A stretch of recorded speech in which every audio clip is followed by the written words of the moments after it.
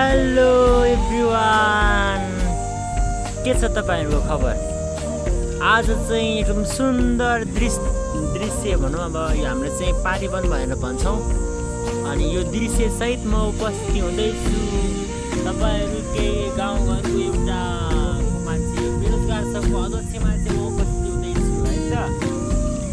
के गर्ने, काम छैन है। अब जागिर खाउँ भने लोकसेवामा लड्न सक्दिन। अब पढाइ लेखाइ मर्ला, अनि जागिर खान लोकसेवा पास गर्नुपर्ने कि पावर लगाउनु पर्ने। तर बेरोजगारको सङ्घको अध्यक्ष हुन त केही गर्न नपर्ने रहेछ। त्यसै अध्यक्ष भइरहेको छ म। हाम्रो गाउँ त एकदम लफङ्गा, गाउँको सबले बिग्रेको भन्छ मलाई यार। फेरि काम नगरेर हो नि, फेरि अर्कै सोच्ने होइन। फेरि अलिक जमाना त बिग्रियो भनेपछि के सोच्ने हुन्छ। तर मैले चाहिँ काम नगरेर है एकदम बेरोजगार भइरहेको छु म। मलाई यहाँले धेरैले चिन्नुहुन्छ, थाहा छ मलाई। मेरो गाउँकोले मात्र, फेरि धेरैले होइन, अन्तकोले चिन्नुहुन्न।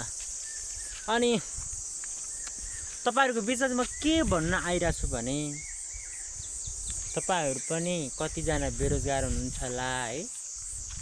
तर यसो गरौँ, तपाईँ पनि बेरोजगार हुनुहुन्छ भने म भिडियो बनाउँछु, तपाईँ लाइक गर्नुहोस्, कमेन्ट गर्नुहोस्, अनि हामी पनि रोजगारी बनाऊँ। किनकि तपाईँ पनि भिडियो बनाउनुहोस् न, म पनि लाइक कमेन्ट गर्छु है नि त। अनि त्यसको नेतृत्व चाहिँ म गर्छु। फेरि नेतृत्व नै मै हो भन्न मिल्दैन। अनि यो चाहिँ मेरो गाउँ देख्नुहुन्छ, यो चाहिँ हाम्रो गाउँ हो। कति सुन्दर गाउँ छ है हाम्रो गाउँ। भन्दा यति राम्रो गाउँलाई कसैको आँखा नलागोस् भन्छु म चाहिँ। अनि म चाहिँ बाख्रा हेर्न आएँ। हाम्रो चाहिँ खाना जति खाएर नपुग्ने बाख्रा, जति खायो उति खाएर नलाग्ने बाख्रा छ है। म तपाईँहरूको बिचमा, म चाहिँ बेरोजगार सङ्घको अध्यक्ष हो। मलाई कसैले भेट्न मन छ भने, काम गर्न मन छ भने, बिना तलबको, बिना पैसा काम गर्न मन छैन, मलाई सम्झिनुहोस्। तपाईँ खाली बस्नु चाहिँ पर्दैन।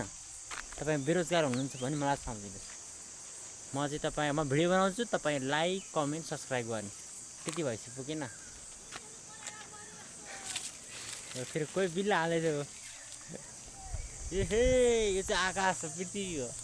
मैले तपाईँहरूलाई भिडियो बनाउँदैछु, लाइक कमेन्ट सब्सक्राइब गर्नु होला। आउँदो दिनमा म कन्टेन्ट बनाइरहेको छु, कन्टेन्ट होइन त। ल, हो।